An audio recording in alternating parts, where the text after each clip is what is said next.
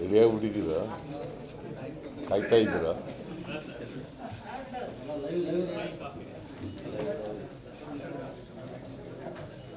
ನಾನು ಹಾಕಿದ್ದಂಥ writ petition ಮೇಲೆ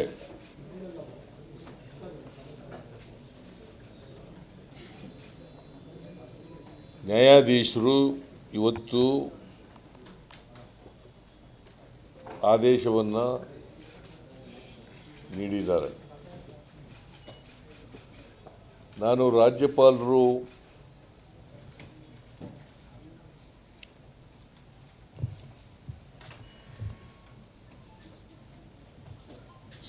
ಪ್ರಾಸಿಕ್ಯೂಷನ್ಗೆ sanction ಕೊಟ್ಟಿದ್ದಂಥ ಆದೇಶವನ್ನು ನ್ಯಾಯಾಲಯದಲ್ಲಿ ಹೈಕೋರ್ಟ್ನಲ್ಲಿ ಪ್ರಶ್ನೆ ಮಾಡಿದ್ದೆ.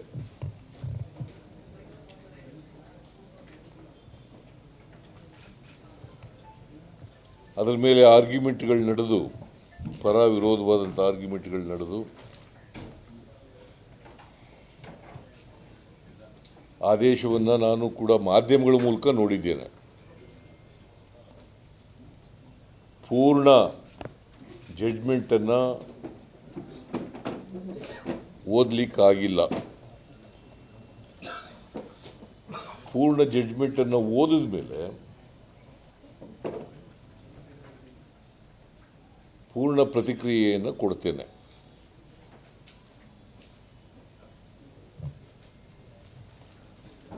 ರಾಜ್ಯಪಾಲರು ಭಾಳ ಮುಖ್ಯವಾಗಿ ದೂರುದಾರರ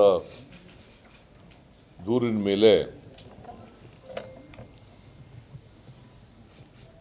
17A 218 BNSS ಹೊಸ ಕ್ರಿಮಿನಲ್ ಪ್ರೊಸೀಜರ್ ಕೋಡ್ ಮತ್ತು 19 PC ಆಕ್ಟ್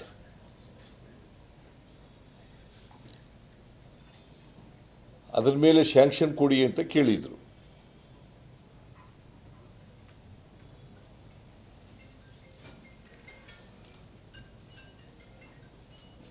ನ್ಯಾಯಾಲಯ ಅಂದರೆ ಹೈಕೋರ್ಟು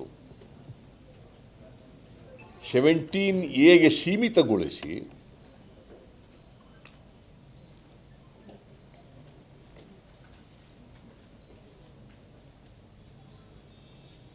218 ಸೆಕ್ಷನ್ 218 BNSS, ಯಾಕಂದರೆ 19 PC ಆ್ಯಕ್ಟ್ನ ಅವರೇ ರಾಜ್ಯಪಾಲರೇ ತಿರಸ್ಕರಿಸಿದರು. ಯಾಕೆಂದರೆ ದೂರುದಾರರು ಕೇಳಿದ್ದು 19 PC ಆ್ಯಕ್ಟ್ನಲ್ಲಿ ಕೂಡ ಕೇಳಿದರು.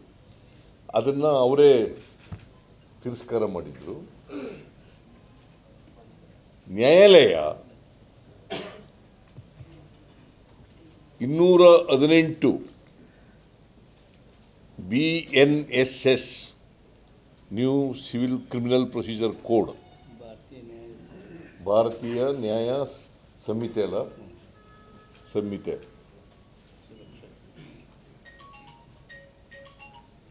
ಅದನ್ನು ಸಂಪೂರ್ಣ ತಿರಸ್ಕಾರ ಮಾಡಿದ್ದಾರೆ.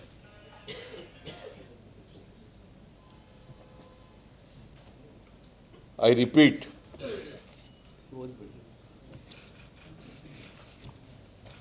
the order is read to be restrictive to an approval under Section 17A of the Act and not an order granting sanction to 18 of BNSS. ಗೊತ್ತಾಯ್ತಲ್ಲ ನಿಮಗೆ? ಪ್ರಾಸಿಕ್ಯೂಷನ್ಗೆ 218 BNSS ಪ್ರೊಸೀಜರ್ ಕ್ರಿಮಿನಲ್ ಸೆಕ್ಷನ್ ಪ್ರಕಾರ ಕೊಟ್ಟಿಲ್ಲ, ಅದನ್ನು ತಿರಸ್ಕಾರ ಮಾಡಿದ್ದಾರೆ. 17A PC ಆ್ಯಕ್ಟ್ ಪ್ರಕಾರ ಮಾಡಿದ್ದಾರೆ, ಅದನ್ನು ಇನ್ವೆಸ್ಟಿಗೇಷನ್ಗೆ ಕೊಟ್ಟಿದ್ದಾರೆ.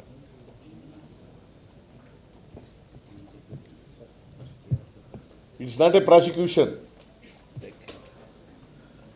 ಇನ್ವೆಸ್ಟಿಗೇಷನ್ಗೆ ಕೊಟ್ಟಿದ್ದಾರೆ under section 17A of the PC act.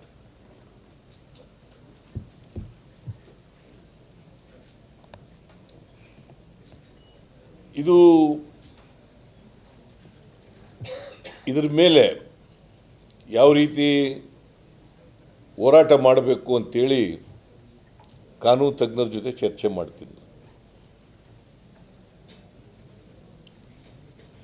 ಕಾನೂನು ತಜ್ಞರ ಜೊತೆ ಚರ್ಚೆ ಮಾಡಿ ಮುಂದಿನ ಕ್ರಮವನ್ನು ನಿರ್ಧಾರ ಮಾಡ್ತೀವಿ. ನಾನು ನಮ್ಮ ಎಲ್ಲ ಮಂತ್ರಿಗಳು ಮತ್ತು PCC ಅಧ್ಯಕ್ಷರು ನಾವೆಲ್ಲರೂ ಕೂಡ ಚರ್ಚೆ ಮಾಡಿ ತೀರ್ಮಾನ ಮಾಡ್ತೀವಿ. ಕಾನೂನು ತಜ್ಞರ ಜೊತೆಲೂ ಕೂಡ ಚರ್ಚೆ ಮಾಡ್ತೀವಿ.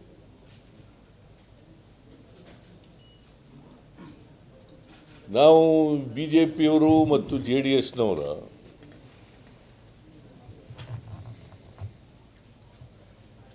ಈ ಕಾನ್ಸ್ಪಿರಸಿಗೆ ಎದುರ್ಕೊಳ್ಳಲ್ಲ ನಾನು ಯಾವತ್ತೂ ಕೂಡ. ಇವ್ರ ಸಂಚು, ಒಳಸಂಚು, ರಾಜಭವನ ದುರುಪಯೋಗ, ದುರ್ಬಳಕೆ, ಇದಕ್ಕೆಲ್ಲ ಎದುರ್ಕೊಳ್ಳಲ್ಲ ನಾನು. ಯಾಕಂದರೆ ಕರ್ನಾಟಕದ ಜನ ನಮ್ಮ ಪಾರ್ಟಿ ಮತ್ತು ನಮ್ಮ ಜೊತೆಯಲ್ಲಿ ಇದ್ದಾರೆ. ಜನರ ಆಶೀರ್ವಾದ ನಮ್ಮ ಮೇಲಿದೆ. ನನ್ನ ಜೊತೆಯಲ್ಲಿ ನಮ್ಮ ಎಲ್ಲ ಮಿನಿಸ್ಟ್ರಿಗಳು ಇನ್ಕ್ಲೂಡಿಂಗ್ ಡೆಪ್ಟಿ ಚೀಫ್ ಮಿನಿಸ್ಟರ್, MLAಗಳು, ಪಾರ್ಟಿ ಮುಖಂಡರುಗಳು, ಪಾರ್ಟಿ ಕಾರ್ಯಕರ್ತರು ಮತ್ತು ಹೈಕಮಾಂಡ್ ಎಲ್ಲರೂ ಕೂಡ ನನ್ನ ಜೊತೆ ಇದ್ದಾರೆ. ಮತ್ತು ಕಾನೂನು ಹೋರಾಟ ಮುಂದುವರಿಸಲಿಕ್ಕೆ ಎಲ್ಲ ರೀತಿಯ ಸಹಕಾರವನ್ನು ಹೈಕಮಾಂಡ್ ಕೊಡ್ತದೆ.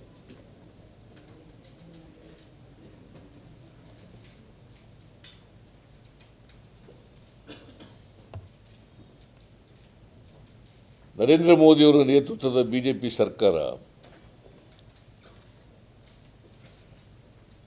ನನ್ನ ಮೇಲೆ ಅಷ್ಟೇ ಸೇಡಿನ ರಾಜಕೀಯ ಮಾಡಲ್ಲ, ಇಡೀ ದೇಶದಲ್ಲಿ ಈ ಸೇಡಿನ ರಾಜಕೀಯ ಮಾಡ್ತಾ ಇದ್ದಾರೆ. ವಿರೋಧ ಪಕ್ಷದ ಸರ್ಕಾರಗಳು ಎಲ್ಲೆಲ್ಲಿದ್ದಾವೆ ಎಲ್ಲ ಕಡೆ ಸೇಡಿನ ರಾಜಕೀಯ ಮಾಡ್ತಾ ಇದ್ದಾರೆ.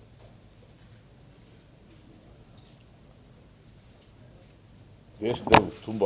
ಯಾಕಂತಂದರೆ ಭಾರತೀಯ ಜನತಾ ಪಕ್ಷದವರು ಮತ್ತು JDSನವರು ಯಾವತ್ತೂ ಕೂಡ ಅವ್ರ ಸ್ವಂತ ಶಕ್ತಿ ಮೇಲೆ ಅಧಿಕಾರಕ್ಕೆ ಬಂದಿಲ್ಲ.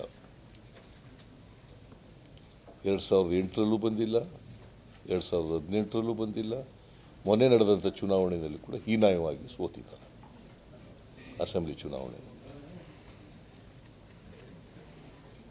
ಯಾಕಂತಂದರೆ ಅವರು ಯಾವಾಗಲೂ ಅಧಿಕಾರಕ್ಕೆ ಬಂದಿರೋದು ಹಿಂಬಾಗಲಿನಿಂದ, ಹಣಬಲದಿಂದ, ಆಪರೇಷನ್ ಕಮಲ ಮಾಡೋದ್ರ ಮೂಲಕ ಅಧಿಕಾರಕ್ಕೆ ಬಂದಿದ್ದಾರೆ. They never came to power on the mandate of the people of Karnataka, both BJP and JDS.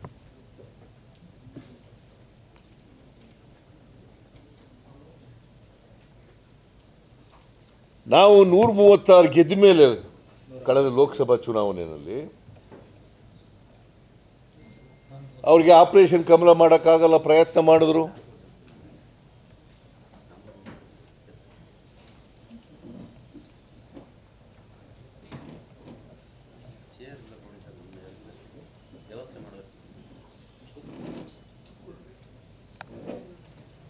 ದುಡ್ಡನ್ನ ಕೊಟ್ಟು MLAಗಳನ್ನ ಕೊಂಡ್ಕೊಳ್ತಕ್ಕಂಥ ಕೆಲಸ ಮಾಡೋಕ್ಕೆ ಪ್ರಯತ್ನ ಮಾಡಿದ್ರು, ಆಗಲಿಲ್ಲ.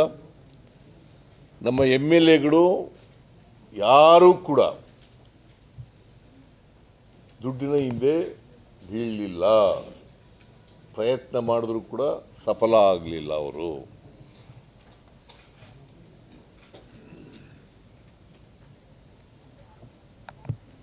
ಸೊ ಅದಕ್ಕೋಸ್ಕರ ನಮ್ಮ ಎಲ್ಲ ಬಡವರ ಪರವಾದಂಥ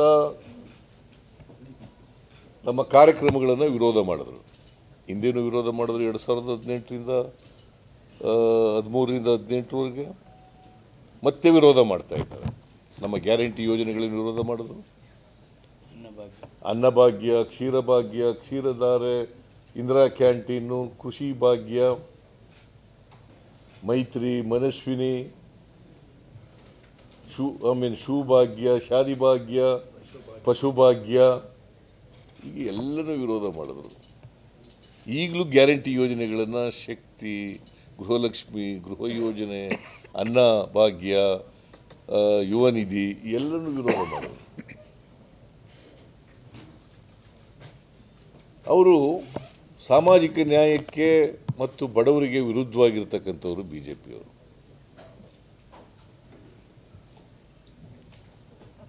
ಹೇಗಾದರೂ ಮಾಡಿ ಸರ್ಕಾರಕ್ಕೆ ಕಪ್ಪು ಮಸಿಯನ್ನು ಬಳಿಬೇಕು ಅಂತಕ್ಕಂಥದ್ದು ಅವರ ದುರಾಲೋಚನೆ.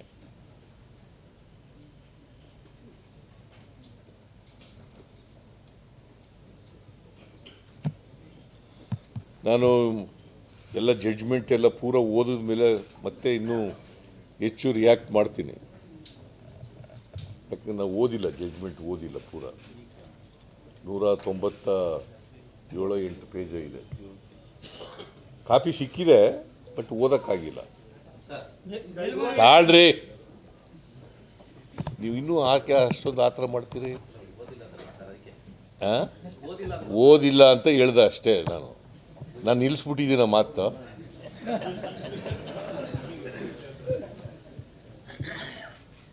ಸೊ ಬಿಜೆಪಿಯವರು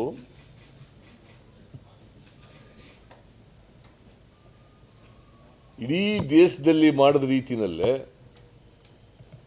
ಕರ್ನಾಟಕದಲ್ಲೂ ಕೂಡ ಕಾಂಗ್ರೆಸ್ ಸರ್ಕಾರವನ್ನು ಅಲುಗಾಡಿಸಬೇಕು, ಕಪ್ಪು ಮಸಿ ಬೆಳೀಬೇಕು,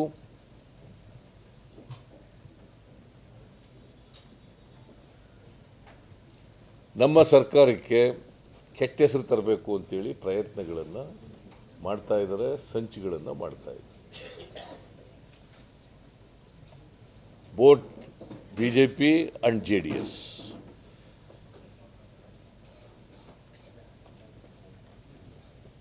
both BJP and JDS.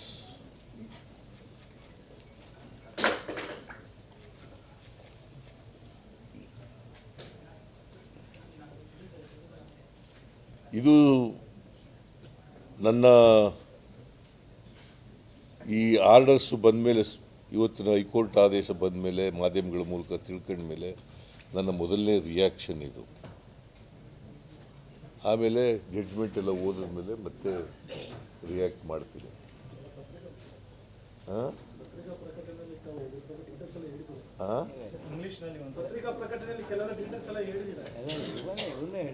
ಇದನ್ನೇ ಹೇಳಿರೋದು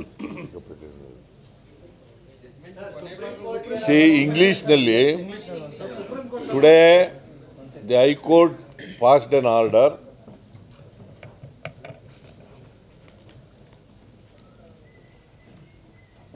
I have seen the orders through the media. I am yet to go through the judgment of the Honorable High Court.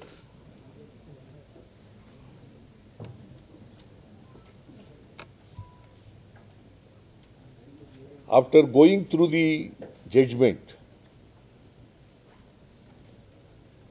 I will react to the judgment both legally and politically.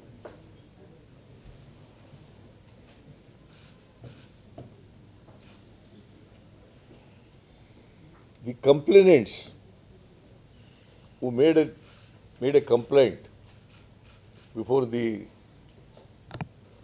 Honorable Governor that they made a complaint under Section 17A of the PC Act and 19 PC Act and also 218 of BNSS, old Criminal Procedure Code. ಈಗ new procedure code BNSS.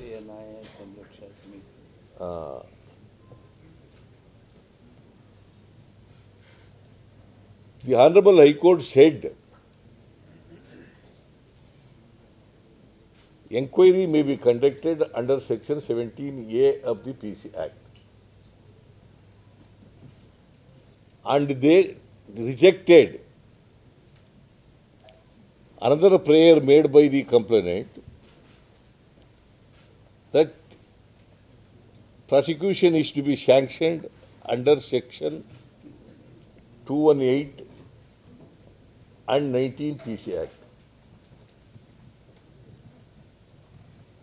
19 PC Act has been rejected by the Honorable Governor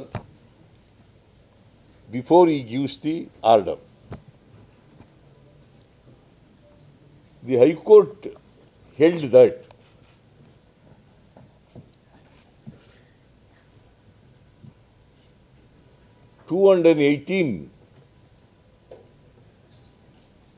the prosecution under 218 is totally rejected. In the words of the court, you can read. And you may, court orders. Court order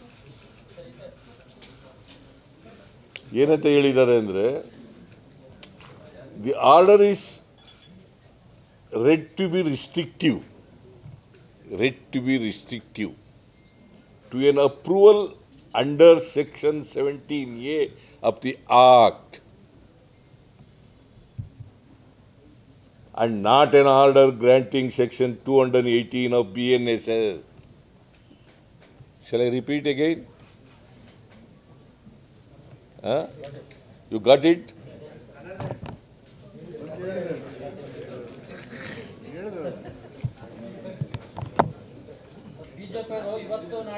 ಕೇಳಪ್ಪ ಸ್ವಲ್ಪ, ನಾನು ಹೇಳಾಗ ಇಂಗ್ಲೀಷ್ನಲ್ಲಿ ಹೇಳಿ ಅಂದ್ಬಿಟ್ಟು ನೀ ಕನ್ನಡದಲ್ಲಿ ಶುರು ಮಾಡ್ಕೊಬಿಟ್ರೆ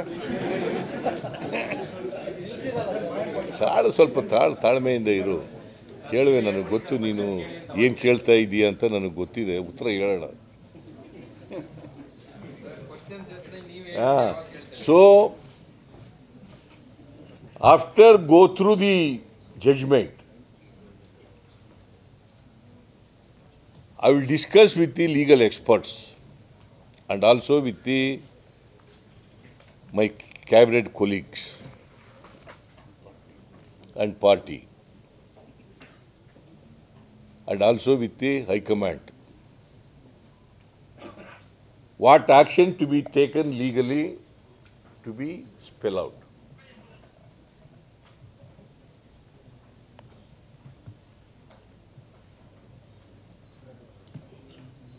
So BJP is trying to dislodge our government through money power and also through Operation Kamala, but they could not succeed.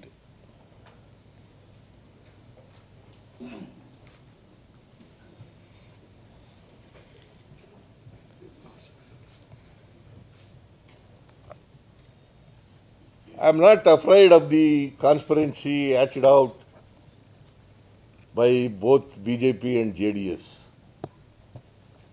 because people of Karnataka are with our party, are with me, and also with our government.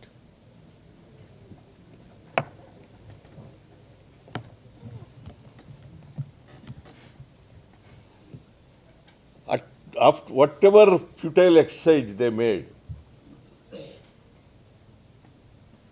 to dislodge our government, it is not possible for them. See, they were succeeded in 2018 or 19. In 2008 also they were succeeded, because the people of Karnataka gave, I mean, they are given mandate,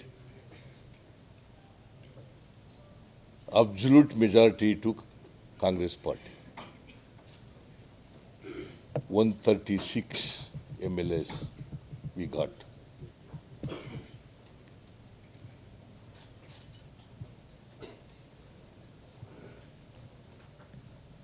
So BJP is always against social justice and programs of the poor people of the society,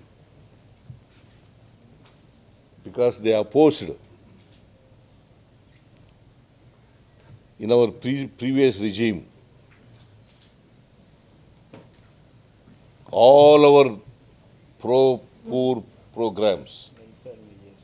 uh, Welfare welfare measures that we have undertook. like Now also they are opposing all 5 guarantees.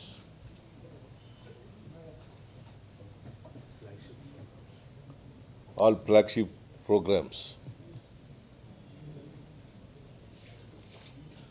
Because they basically, BJP and JDS are against social justice and programs of the poor people.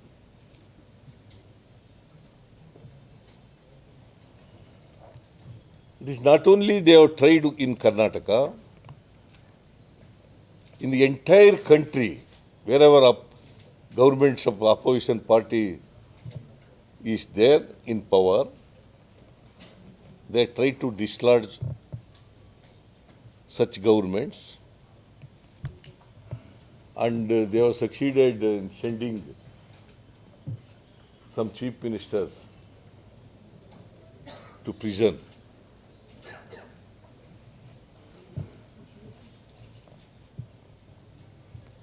So it is not possible in Karnataka, because people are standing with us like a rock,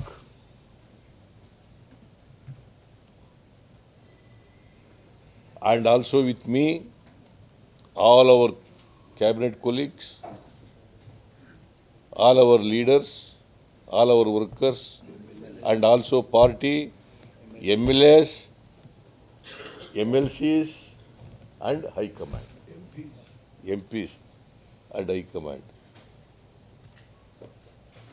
So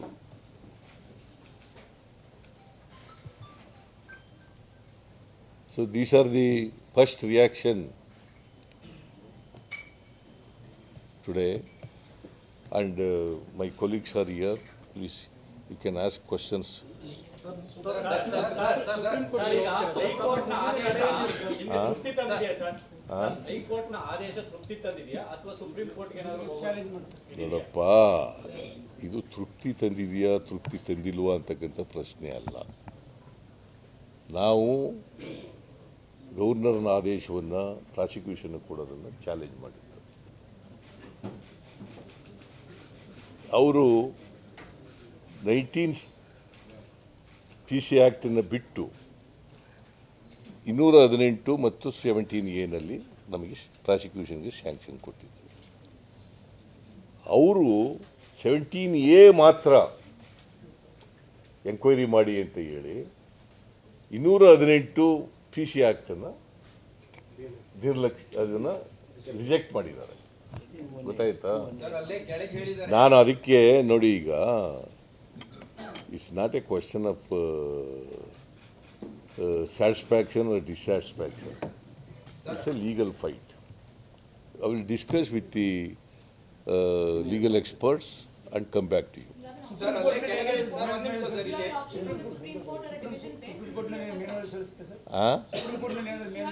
ನೋಡಪ್ಪ, ನಾನು ಹೇಳಿದ್ನಲ್ಲ, see, I am very, very categorical. I will discuss with the legal experts what action to be taken legally, and it is after only discussing with the legal experts.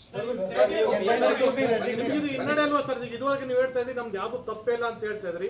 ಈಗ ತನಿಖೆಗೆ ಅನುಮತಿ ಕೊಟ್ಟಿರುವಂತದ್ದು ಒಂದ್ ರೀತಿ ನಿಮ್ಮ ಈಗಲೂ ನಾನು ನನ್ನ ಪ್ರಕಾರ ತಪ್ಪು ಮಾಡಿಲ್ಲ, ಗೊತ್ತಾಯ್ತಾ? ಆದೇಶ ಕೊಟ್ಬಿಟ್ಟು ಆದೇಶ 17 ಏನಲ್ಲಿ ಮಾಡಿ ಅಂತ ಹೇಳಿದ ತಕ್ಷಣ ಎಂಕ್ವೈರಿ ಮಾಡಿ ಅಂದ ತಕ್ಷಣ ತಪ್ಪು ಮಾಡಿದ್ದೀನಿ ಅಂತಲ್ಲ ಅದರ ಅರ್ಥ. ನ್ಯಾಯಾಲಯದಲ್ಲಿ ನಾನು ಅದಕ್ಕೆ ನ್ಯಾಯಾಧೀಶ ನಮ್ಮ ಲೀಗಲ್ ಎಕ್ಸ್ಪರ್ಟ್ಸ್ಗಳ ಜೊತೆ ಮಾತಾಡಿ ಏನು ಮಾಡಬೇಕು ಮುಂದೆ ಅಂತ. ನ್ಯಾಯಾಲಯ ಹೇಳಿದೆ ಜಜ್ಮೆಂಟ್ ಅಲ್ಲಿ ಅನ್ಡೌಟೆಡ್ಲಿ ರಿಕ್ವೈರ್ ಅನ್ ಇನ್ವೆಸ್ಟಿಗೇಷನ್ ಅಂತ ಹೇಳಿದೆ. Undoubtedly require under what section? Under 17A. ಅದನ್ನೇ ನಾನು ಹೇಳಿದ್ದಲ್ವಾ, ನಾ 17A ಅಂತ ಇಲ್ಲ ಅಂತ ಹೇಳಿದ್ನ. ನೋಡಪ್ಪ ಎಲ್ಲದು ನೋಡ್ರಿ, ಸರಿಯಾಗಿ ಅರ್ಥ ಮಾಡ್ಕೊಳ್ರಿ. ಅದು ನೋಡಪ್ಪ, ನೀನು ಇಂಗ್ಲೀಷ್ ಪತ್ರಿಕೆಯವನು, ಅರ್ಥ ಮಾಡ್ಕೊ ಇದ್ದೀನಿ. ದಿ ಆರ್ಡರ್ ಇಸ್ ಕೇಳ್ರಿ, ಇಲ್ಲಿ ಬರ್ಕೊಳ್ರಿ ಇದನ್ನ. The order is read to be restrictive to an approval under section 17A of the Act and not an order granting sanction under section 218 of the BNS is not there. Sir, you have said you are open for an investigation. Would the state government order an investigation, or would you wait for what happens in the special court, sir? You have said you are open for an investigation. See, whatever court said, I have read it. You are asking the question to the government. You see, I am confining to only the orders passed by the High Court.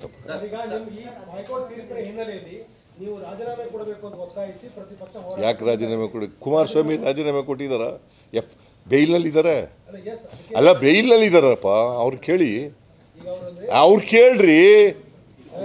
ಈಗ FIR ಇರೋರಿಗೆಲ್ಲ ಕೇಳಪ್ಪ, ಇಲ್ಲಿ ಇದು it is only enquiry ಮಾಡಿ ಅಂತ ಹೇಳಿರೋದು ಅಲ್ವಾ? Enquiry ಸ್ಟೇಜ್ನಲ್ಲೇ ರಾಜೀನಾಮೆ ಕೊಡಿ ಅಂತ ನೀನು ಕೇಳೋದು ಅಲ್ಲ. ನೀನು ಕೇಳ್ತಾ ಇದ್ದೀನೆಯ, ಮತ್ತೆ ನೀನು ಬಿಡು. ಅವ್ರಿಗೆ ಉತ್ತರ ಕೊಡ್ತೀನಿ ನಾನು, ಬಿಡು.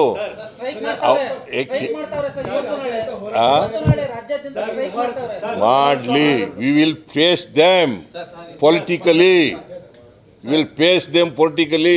Because it is a conspiracy by both. ನಾನು ಸಿದ್ದರಾಮಯ್ಯನವರು ರಾಜೀನಾಮೆ ಕೇಳಲ್ಲ, ನೈತಿಕತೆ ಯಾವ ರೀತಿ ನಡೆಯುತ್ತೆ ಗೊತ್ತಾಗುತ್ತೆ ಅನ್ನೋ ಮಾತನ್ನು ಹೇಳಿದ್ದಾರೆ. ಅವ್ರಿಗೆ ಅದು ಅಪ್ಲೈ ಆಗಲ್ವಾ? ಅದನ್ನ ಹೇಳಿದ್ರು. ಅಲ್ಲ, ಅವ್ರಿಗೆ ಅಪ್ಲೈ ಕೇಳಲಿಲ್ವ? ಕೇಳು, ಇವ್ರಿಗೆ ನಿಮ್ಗೆ ಅಪ್ಲೈ ಆಗುತ್ತೆ ಇಲ್ವೋ ಅಂತ ಕೇಳು. ನಿಮಗೆ ಬೇಲ್ನಲ್ಲಿ ಇದ್ದೀರಲ್ಲಪ್ಪ, ನಿಮ್ಗೆ ಅಪ್ಲೈ ಆಗುತ್ತೆ ಇಲ್ವೋ ಅಂತ ಕೇಳಿ. ರಿಸೈನ್ ಮಾಡಬೇಕು ಅಂತ ನಾನು ಕೇಳಲ್ಲ ಅಂತ ಹೇಳಿದ್ದಾರೆ. ಯಾಕಂತಂದ್ರೆ ಅವರೇ ಬೇಲ್ ಮೇಲೆ ಇದ್ದಾರೆ.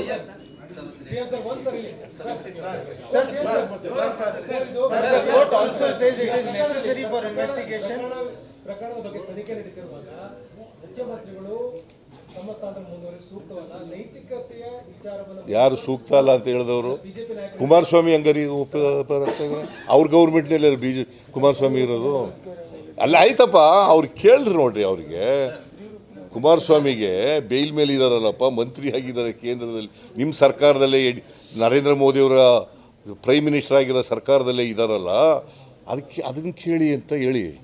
ಅದನ್ನು ಕೇಳಿದ್ದೀರಾ ನೀವು? ಕೇಳಿಲ್ಲ ನೀನು. ನೀನು ಆಯ್ತು, ನೀನು ಹೇಳಪ್ಪ. ಇಲ್ಲ ಬಿಡ, ಆಯ್ತು.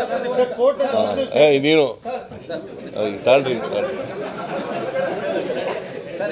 ರಾಜ್ಯಪಾಲರು BNS ಆಕ್ಟ್ ಅಡಿಯಲ್ಲೂ ಕೂಡ ಕೇಳಿದ್ರು 218. ಆ ಮುಖಾಂತರ ರಾಜ್ಯಪಾಲರು ನೀವು ಹೇಳ್ತಿರಂತೆ ಸರ್ಕಾರದ ಸಂಚಿನ ಭಾಗವಾಗಿ ರಾಜ್ಯಪಾಲರಿಗೆ ಕೇವಲ ಅರ್ಧ ಜಯ ಮಾತ್ರ ಸಿಗ್ತಾ? 17 PC ಆಕ್ಟ್ ಅಡಿ ತನಿಖೆ ಕೆಟ್ಟಿರೋದು. ನಾನು ಅರ್ಧ ಜಯ ಪೂರ್ಣ ಜಯ ಅಂತ ಹೇಳಕ್ ಹೋಗಲ್ಲ. ಕೋರ್ಟ್ನವರು ಏನು ಹೇಳಿದ್ದಾರೆ ಅಂತ ಅಷ್ಟು ಹೇಳಿದ್ದೀನಿ. ನಾನು ಪೂರ ಜಡ್ಜ್ಮೆಂಟ್ ಓದಿದ ಮೇಲೆ ಐ ವಿಲ್ ರಿಯಾಕ್ಟ್ ಅಂತ ಹೇಳಿದ್ದೀನಿ. I will react only after go through the entire judgment. ಈಗ ಇಟ್ ಈಸ್ ಓನ್ಲಿ ಮಾಧ್ಯಮದ ಮೂಲಕ ನಾನು ಓದ್ಕೊಂಡಿರೋದ್ರ ಮೇಲೆ ಅಷ್ಟೇ ಹೇಳಿದ್ದೀನಿ. ಅದಕ್ಕೆ ಇಷ್ಟೊಂದು ಪ್ರಶ್ನೆ ಕೇಳಬೇಕಾದಂತ ಅಗತ್ಯ.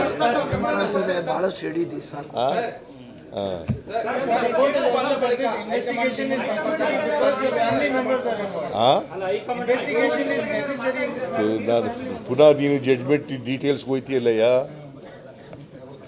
ಜಡ್ಜ್ಮೆಂಟ್ನಲ್ಲಿ ಹೇಳಿ, ಕಾಪಿನಲ್ಲಿ ಹೇಳಿದಾರ ಹೇಳಿ. ಇಲ್ಲಿ ನಾನು ಈಗ ಜಡ್ಜ್ಮೆಂಟು ಪೂರ ಓದಿಲ್ಲ, ಜಡ್ಜ್ಮೆಂಟನ್ನು ಓದಕ್ಕೆ ಹೋಗಿಲ್ಲ. ನೀವು ಮಾಧ್ಯಮಗಳಲ್ಲಿ ಏನೇನು ಬಿತ್ತರಿಸಿದ್ದೀರಿ ಆದೇಶದ ಬಗ್ಗೆ ಅಷ್ಟೇ ಓದ್ಕೊಂಡಿದ್ದೀನಿ. ಅದೇ ಆಮೇಲೆ ಎಲ್ಲ ಓದಿದ ಮೇಲೆ ನಿಮಗೆ I will come back to you and react. ಇಲ್ಲಿ ಇನ್ನೂ ಮಾತಾಡಿಲ್ಲ.